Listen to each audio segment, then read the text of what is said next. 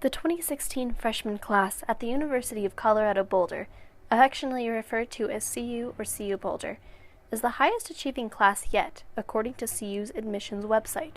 The middle 50% had a GPA ranging from 3.44 to 4.0, with composite ACT scores between 25 and 31.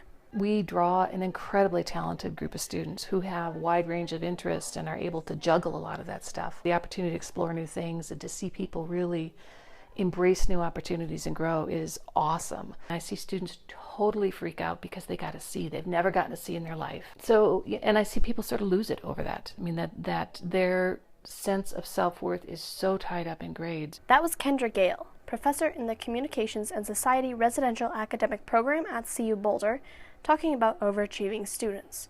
Sometimes lauded, often criticized, the rise of academic overachieving in recent years is a complicated situation. I'm Lucy Haggard, your host. In this special edition of CU Boulder's The Looking Glass, the topic of investigation is overachieving culture on college campuses and the emergence of the super student. We'll walk through where the phenomenon came from and what makes it so influential. We'll also consider its effects and some alternatives to the overachiever mindset. First, we have to be clear. Who is a super student, and what is the difference between overachieving and high achieving? High achievers are generally considered to be the cream of the crop, confident in their skills and passionate about the things they do, enjoying their hard work and its rewards. On the other hand, overachievers may be at the top of their class, but they play the end game, rarely stopping to enjoy the path that they take to the finish line. They're insecure in their worth and feel the need to prove themselves via their endless achievements. We've all met super students, and some of you may even be one. They are that overachiever, taking as many classes as possible, playing a sport, being a leader on campus, getting involved in multiple clubs, and maintaining a high GPA. Oh yeah, and they go out with friends on the weekends. The causes for someone to become a super student are varied and depend significantly on their circumstances. For many students, the college admissions process itself is quite stressful. Although in general more students are being admitted to college than ever before, the admissions rates of elite colleges have dropped significantly. University of Chicago's admissions rate in 1997 was 61%, while in 2012 it had plummeted to 13%. Even for the Ivy League schools, which have always had low admissions rates, many have seen a drop of 50% in the last decade or so. Harvard, for example, dropped from 9.8% in 2003 to 5.2% in the 2016 admission year. Professor Gale noted her experience with incoming students to CU Boulder.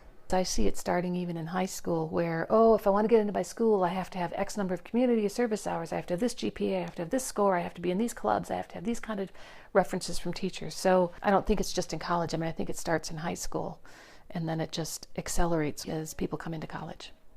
That drive to attend elite schools comes more often than not from parents. In December of 2015, Hannah Rosen thoroughly investigated the recurrence of suicide clusters in the Palo Alto area of California for the news magazine The Atlantic.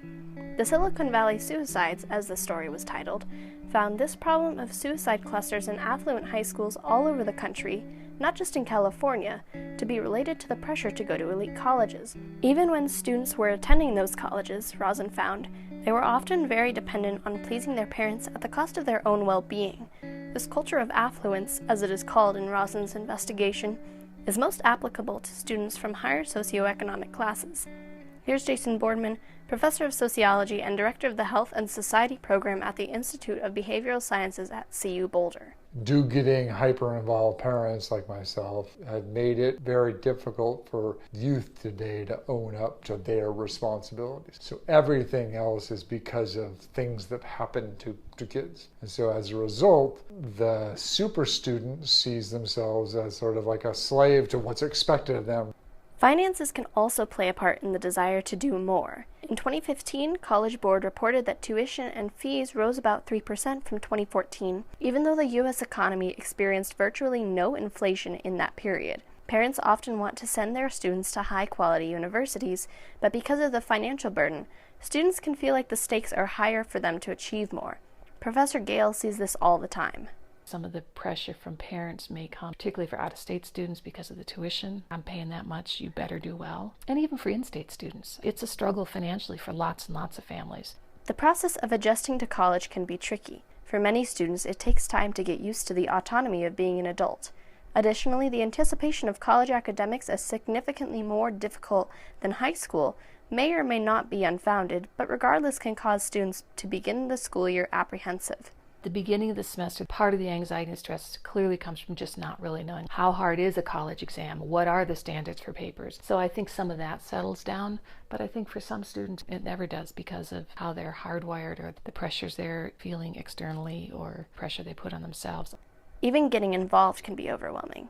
The first few weeks of college are packed with welcome events, encouraging students to join clubs and sports, and students can forget to prioritize their interests. Diana Bustamante Aguilar, a third-year student at CU Boulder and a two-time residential advisor in Buckingham Hall, has seen this happen in many new students. Everything is so new, and the fear of not knowing. I'll never know that I don't like it if I don't try it, and so then that leads to students joining too many clubs. However, there is another factor in this uptick in super students, the elephant in the room, so to speak: social media.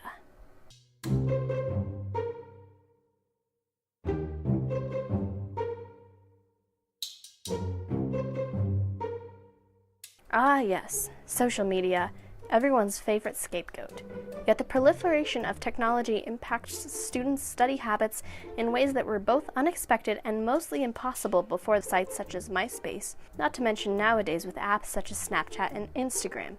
Professor Boardman notes the differences between eras. I graduated from Berkeley in 1992. When I studied, I went to the library into the stacks and I studied. There were no phones, and it was just me and my text. I was in there for 4 hours. It was 4 hours, completely and totally uninterrupted, of just studying. It is impossible for your generation to have uninterrupted time and space. And so what may feel to you like 4 hours of studying, it's not. It's probably closer to 45 minutes. Overachieving students are notorious for complaining about being overloaded with work. Yet are their complaints accurate? Probably not, according to Professor Gale. Students scream if they have 30 pages of reading between two classes. I don't think that that's unrealistic. So in some respects, I think there's less. The academic pressure may be higher, but I don't think the actual workload is necessarily any higher than it was. Anyways, the distraction of notifications is compounded by the subliminal messaging of those notifications, according to Professor Boardman. In the past, if you were studying for something, you knew you were studying. You knew what you had to cover to be prepared for the exam. Now, not only do you know that you're studying, you know that 19 of your friends are studying, and you know how long they're studying and how hard they're studying, and everybody's taking things to hyperbole. And most importantly, you can't rest from that. You know how great all your friends are and how wonderful and their accolades, and they're interrupting you while you're trying to do the same thing. Needless to say, the source of the superstudent lifestyle can be varied. Regardless of where this behavior is coming from, though, the consequences and impacts are important to consider. It's hard to say what the long-term impacts are, since superstudents haven't been studied much in depth.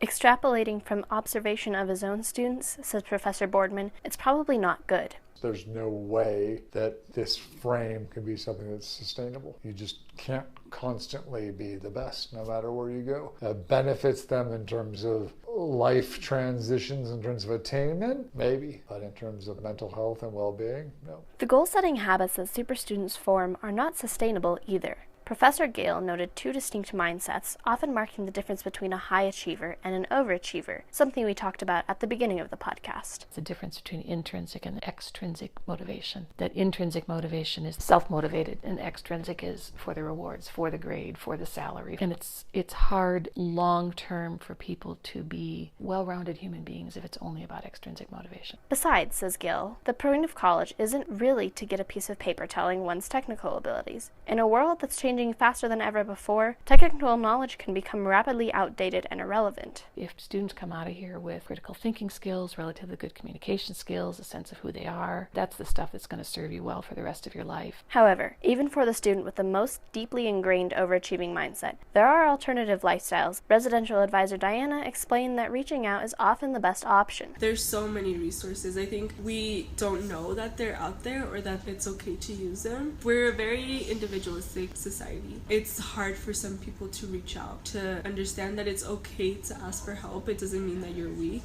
It's okay to not be prideful. I think it's really difficult to show that vulnerability. In the end, college should be an experience that is enjoyable for all. Having the opportunity to explore what's best on a personal level in an atmosphere that has any opportunity desired should be something that students should take advantage of, says Diana. But self-care is most important above all. I think we should really take time to understand why we're doing things. Are we doing things to be competitive? Are we doing things to better ourselves? What are we trying to prove with being, quote unquote, an overachiever? And in what ways can we still achieve a lot, but also take care of ourselves?